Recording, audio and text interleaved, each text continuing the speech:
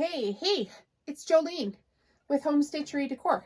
Welcome back to the channel.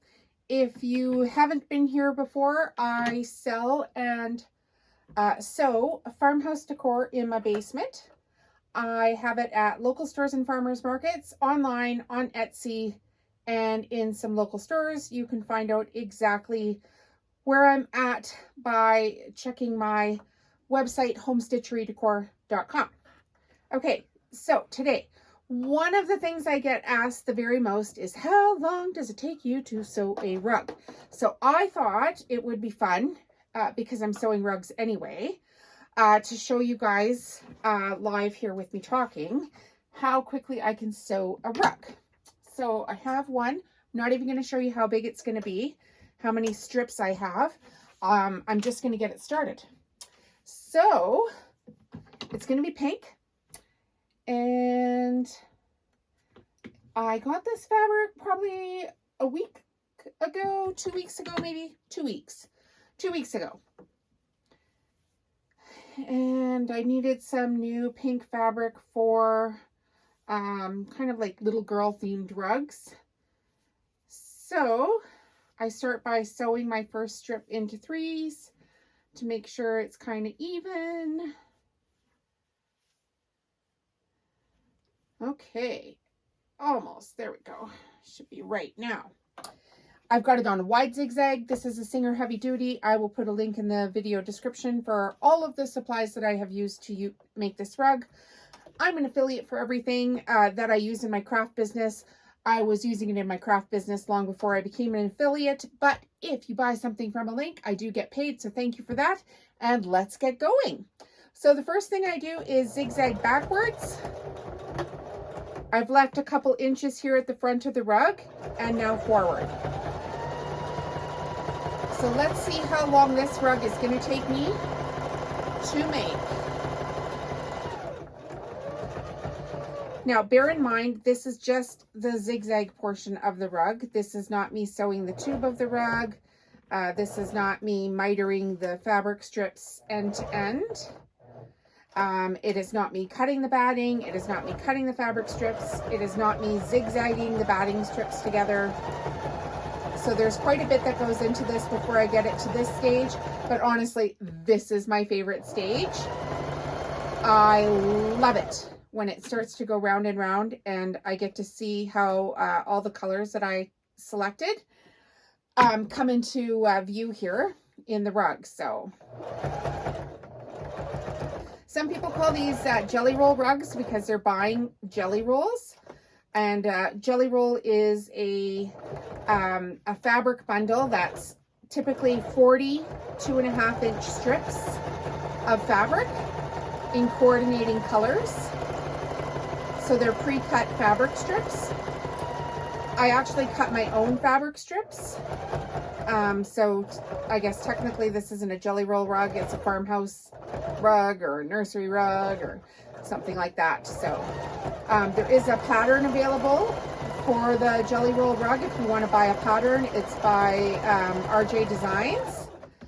I actually did buy the pattern and then never looked at it. I just started sewing the rugs. But if you are a pattern person, I do not have one available because that lady already has a pattern, and why would I? She already did it.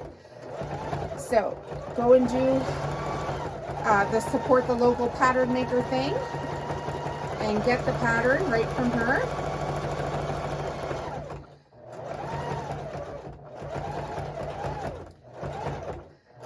So typically when I'm sewing a rug here, I go really slow around the corner and I squish the fabric on the inside and leave the outside kind of loose, but I'm pushing and squishing towards the inside of these tight circles at the beginning.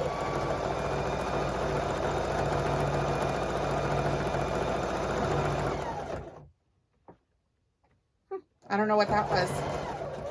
Sometimes when I'm sewing in my office, people come by my house to do things, like our lawn care service. And because my office is in the basement, whenever I hear a thump at a window, I always look outside. But Last year we had a hailstorm, and there is still some construction in the neighborhood where people are, you know, getting their siding and roofing and stuff like that done still. So that could have been what it is.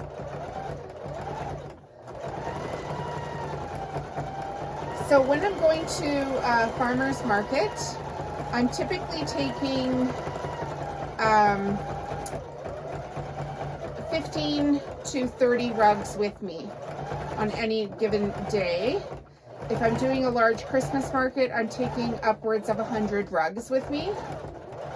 So everything here just keeps getting bigger and bigger, and I have had to learn to sew faster. So bigger, better, faster, right?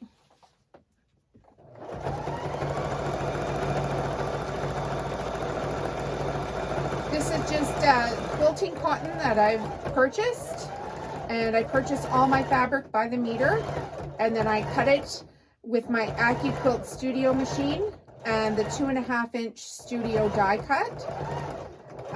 So I can, if I layer my fabric properly on my die and run it through, I can actually cut 40 strips of 2.5-inch fabric all in one pass.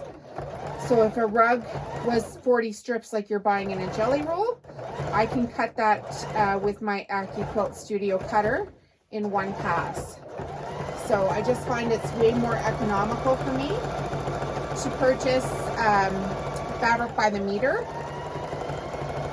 than it is for me to purchase Jellyrolls. So as things have been progressing here at Home Stitchery, I have got everything on my website as far as what's available to purchase direct from me. And some of the products are linked over to Etsy. And if you purchase something off of Etsy and then go look at my website, you will see that the stock has disappeared automatically from my website because I have everything synced with Shopify and Etsy. If you are shopping at a local store, the products vary by location. So just keep that in mind. And then I guess, how do you find me? Like, where exactly am I? So on my website, there's a tab called Local Stores and Farmers Markets. And if you click on that, you can see exactly where I'm at in and around Alberta. The farmers markets I typically do in Calgary, close to home. And then whichever farmers market you want to go to. So if you want to come see me at the Millerville Farmers Market, all you have to do is, once you're on Local Stores and Farmers Markets, select the Millerville one. And I have a flyer on there that tells you exactly where Millerville is, for one thing. So it gives you the GPS location or GPS location link. And then I also on the flyer have the exact dates that I am at the market. And then of course the times, right? So Millerville goes Saturdays 9 till 2. And I try to go out there as much as possible, just because it's one of the largest and longest running farmers markets. So they get quite a bit of traffic, and the demographic is quite friendly to my product line. So that's very helpful. So I go to Millerville, I go to the Bears Paw Farmers Market, which is in Northwest Calgary. Sometimes I head out to the Airdrie Farmers Market, which is just north of Calgary, Alberta. And then I have products in 3 stores. I have products in, sorry, excuse me. I have products in the Crafted Key in Rocky Mountain House, Alberta. I have products in the Crafted Hand in Kindersley, Saskatchewan.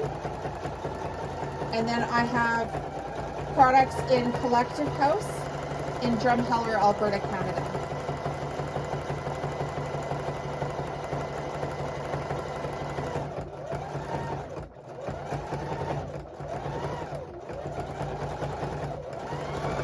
So round and round and round we go.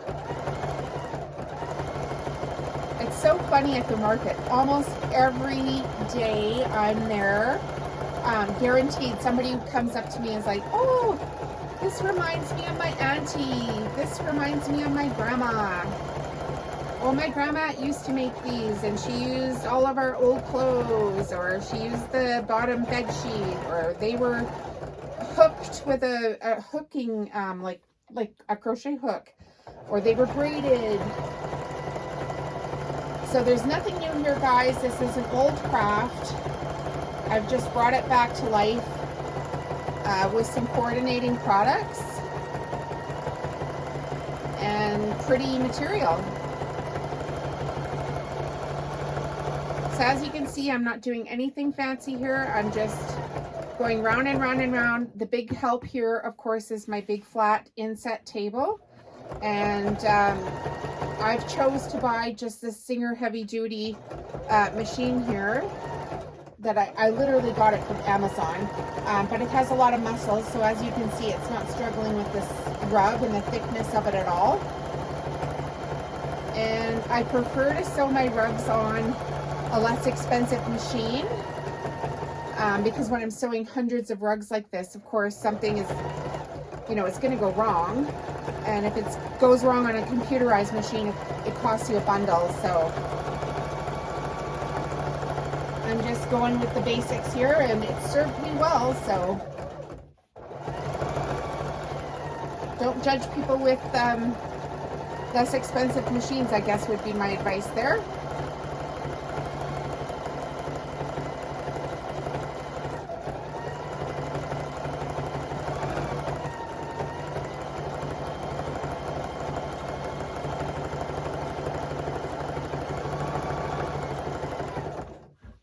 So if I do this properly, and bear in mind, I have done hundreds of these, so this looks easy now.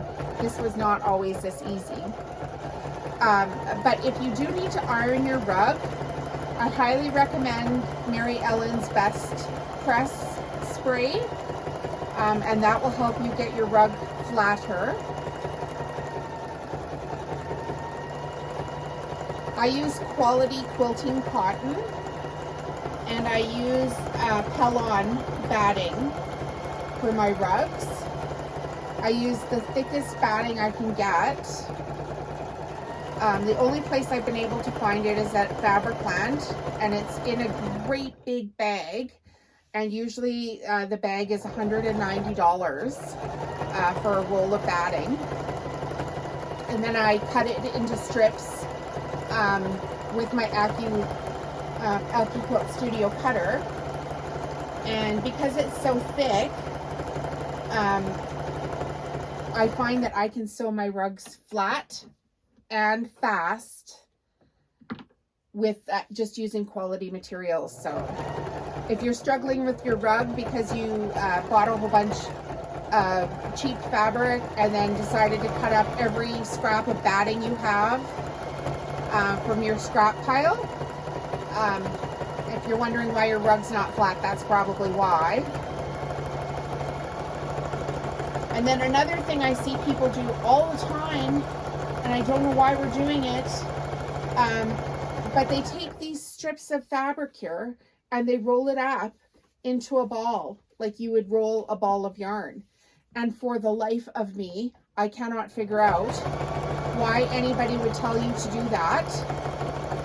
Because once you've sewn this tube and then you roll it up into a ball, you're probably frustrated with the project and you're going to leave that ball sit there for a few days before you get back to doing this part of it. And then if you're lucky, you'll sew it this fast. But most people do not sew this round and round bit super fast.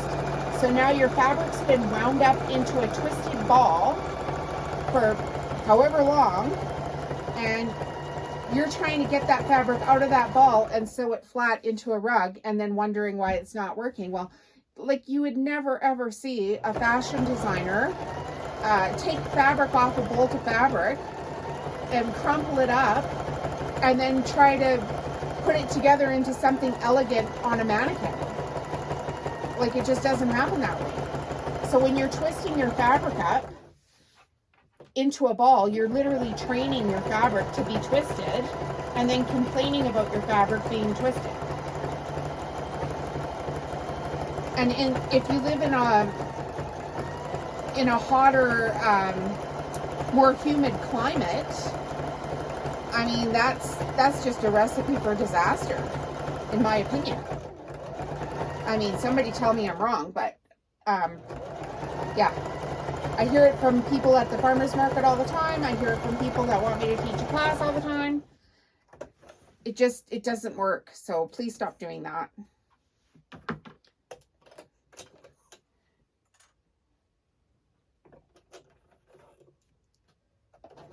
I pre-wound my bobbins for this activity today, just so we could go quicker. Because it's all about the speed, right? We're speed sewing a farmhouse rug.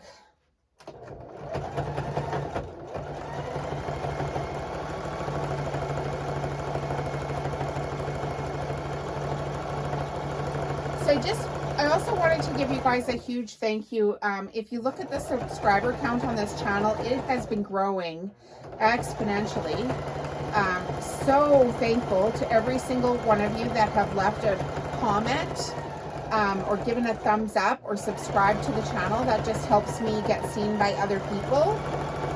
And, you know, ideally I would like to have a successful YouTube channel. And what does success mean? I guess success means I would be getting paid for this eventually. So I've been at this now, I think it's almost 1.5 years of just slowly growing my YouTube channel and my YouTube content. And one day I hope to get a paycheck from YouTube for doing this. So thank you anyway for being here. It really does help me out. Every single comment, thumbs up, every minute you spend on the channel is helping me live my dream life, and I really am. So thank you very much. So yesterday I went to a client's house. I have a cleaning company, right? So I went there to clean a house, and I walked in the door and I said to this lady, "How's it going?" And she's like, "Oh, just work." And you know, work. And I actually kind of felt a little bad, because I'm so grateful for this work. And when I'm at my cleaning clients' houses, all I do the entire time, literally the entire time, is either visit with them or I listen to podcasts and YouTube and webinars and whatnot on small business things. So I'm using the income from the cleaning clients to fund this business right now. Although, I mean, really, it's growing so fast, leaps and bounds. So I should be able to quit my cleaning job here, I would guess, probably within 2 years, if not sooner. Some of the clients are already gone and I'm not taking any more back. But I am using the time that I'm there to make sure that I'm, studying on how to do this kind of stuff. And I actually feel like I kind of need to be there still. I need a mental break from all the learning.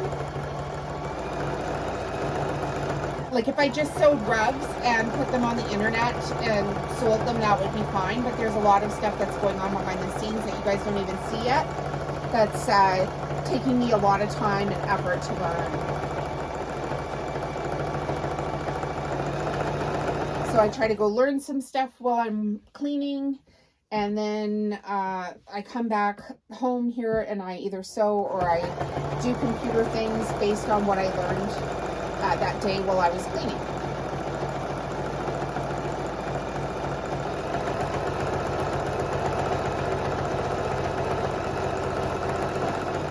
So a couple of the podcasts that I really like to listen to for product-based businesses, or there's a lady called Kate, I believe her name's Kate, and she runs Proof to Product. Oh no, that's not it. Is it Kate? Yeah, I think it is. She runs Proof to Product, yes. And Paper Camp. So they teach you all about wholesale. and how to get, I believe it's directed mostly just at cards, and they do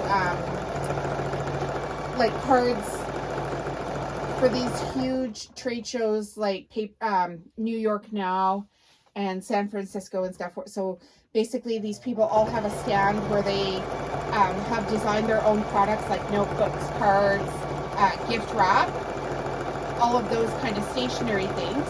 And then buyers come around these huge trade shows and purchase for their stores. So this lady teaches a class called Paper Camp and does a podcast with all of these people that are on the stationery end of things.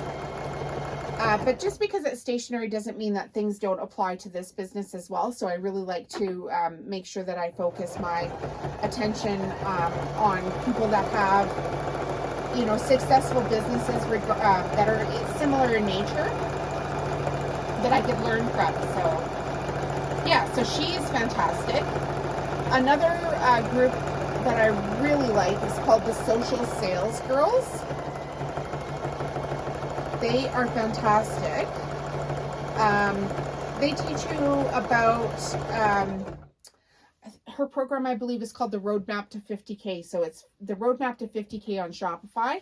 So they teach you all kinds of things about how to do ads, how to test your market, what kind of products you can have, and basically take you through A to Z, how to start a Shopify store and then scale that Shopify store to 50K.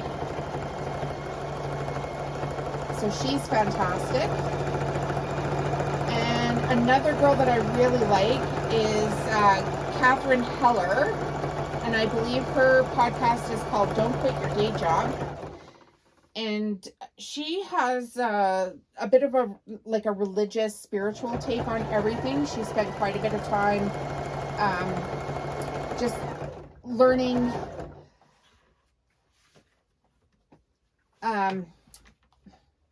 spiritual things and how to network them together with her product-based businesses. So she's fantastic. So no matter who you're listening to, when I'm listening, I always try to keep a notebook nearby.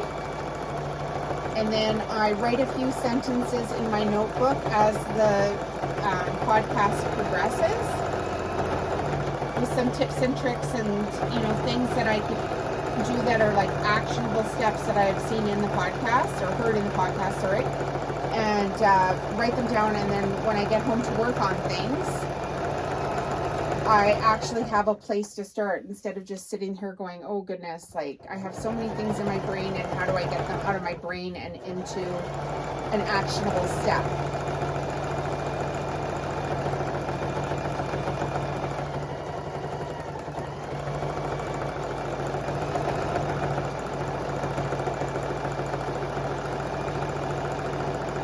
So these rugs I have been sewing now for three plus years, and I have another channel called Sewing ASMR, which I can put a link into on the video description. Now on the Sewing ASMR videos, all I do is sew. I don't talk. Sometimes I get tired of hearing my own dang voice, right? But I know some people really like to see their rug being made. And there's this whole subculture of people that really like ASMR videos. So I started a channel for that. It's currently sitting at 2 subscribers. 2. I'm sure it's not a highly searched thing. And it may take me 20 years to get that channel successful to the point of monetization. But I'm sewing the rugs anyway, so I might as well videotape them. And I know there's a whole bunch of people that do like, you know, to watch art be made. So, I mean, take a chance, why not? And then I also have a channel called Soothing Sounds Therapy, where I make videos with scenery and relaxing music. And often that is what I am playing in this sewing studio. Is my own soothing sounds therapy channel. So I find I was watching some other people's channels for relaxation and just to stay task focused. And then I have the software anyway. I use Camtasia, right? For all of my videos here, I edit them in a software called Camtasia. So I signed myself up for Epidemic Sound and the free videos that you can get through Pexels. And I just combined the Camtasia software, Epidemic Sound, and Pexels videos, started making my own videos, and then uploading them to YouTube. So that channel is now live as well, and I can also put that one in the video description. So just trying to multitask on absolutely everything I'm doing here so that I can get the most revenue per hour out of my sewing business.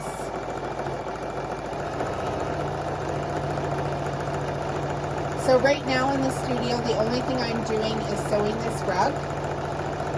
But often I will have a video uploading or rendering where, you know, you make the video and then you have to click it on the computer and it does all of its back-end stuff to get it ready to upload to YouTube. I'll have my Cricut running with my mandalas. And then because I get to work from home, I often have stuff in the washer and dryer, in the crock pot, all those kind of fun things, kind of make around, turn on all the electronics, and then get going on my sewing. And right now it's market season for me, so I am, you know, both hands and feet on deck here, trying to get as much product as possible out. And I've had a really successful summer with this, so I'm very pleased. I'm getting repeat customers, which is so flattering because anybody will buy something once, right? But I am getting repeat customers. There's no bigger compliment in the world than a repeat customer or a customer that brings their friend to come and see you.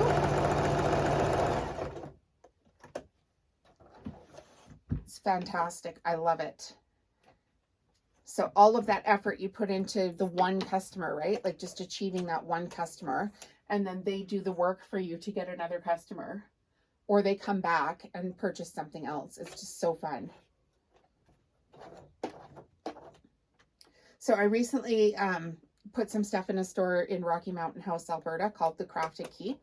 And one of my friends lived up there and still has a lot of family up there. So she's on her Facebook every day. She tells me, you know, sharing my stuff and asking her friends and family to go to the store and buy my things. How sweet is that? She's so awesome.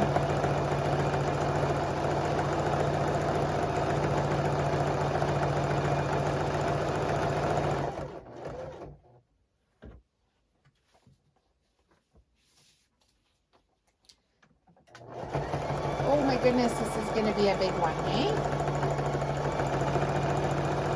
Super soft. This fabric line is just, well, I shouldn't even say it's a fabric line. I went to the store and just started pulling some colors for things that I wanted, and it always kind of morphs into, you know, I think I'm going to start with this color, but then I find 6 different colors, and then the next thing you know, I've got a pink and orange rug. Crazy how that works.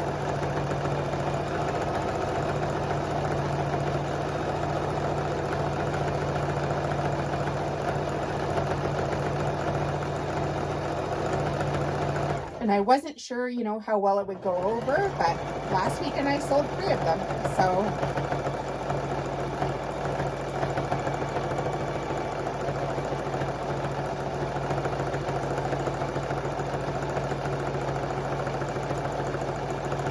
So if you're interested, I do have my original farmhouse rug tutorial. I can put a link in the video description or a clip at the very end of this video linking right to that one, where you can learn how to sew this right from the start of the cutting of the strips.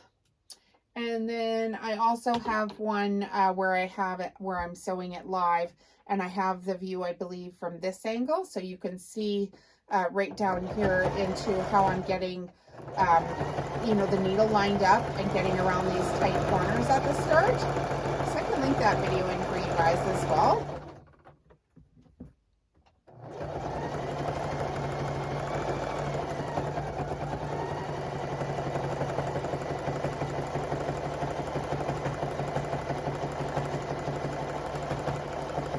So if you're liking the content, like I said, please hit subscribe, hit the bell button, leave a thumbs up or a positive comment for me.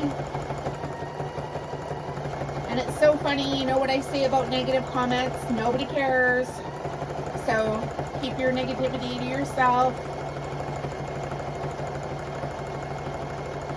Just doing my best here.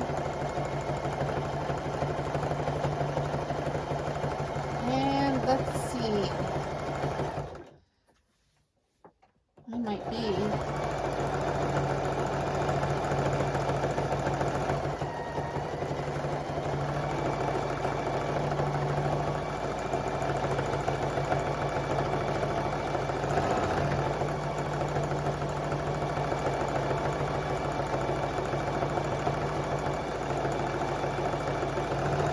Here we go.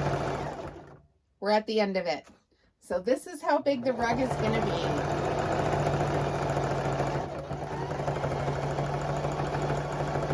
And that, my friends, is the answer to how long does it take you to sew a rug?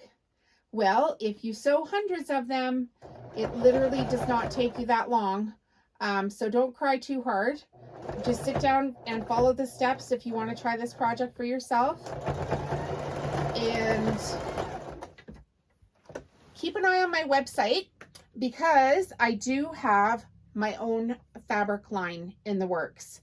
So that will be available shortly. I don't know how shortly, but I'm working on it night and day to get my own fabric line so that I can buy and sell my own fabric and I can grow my business even further. So stay tuned for it. It's going to be all in the home stitchery decor theme of farmhouse fabric. And there's already some products on my Etsy channel that have my pattern textile designs on them already. So things like shower curtains, large living room rugs, tea towels, I believe there's placemats, dinner napkins, etc., etc. So I am working on that. That's Home Stitchery Decor CA on Etsy. All the products will be linked over to my Shopify store too as I get going and growing. So no matter when you're watching this video, please be sure to head on over to my website. Thank you to the moon and back for being here. Love you guys. Have a great day, and we'll chat with you all later.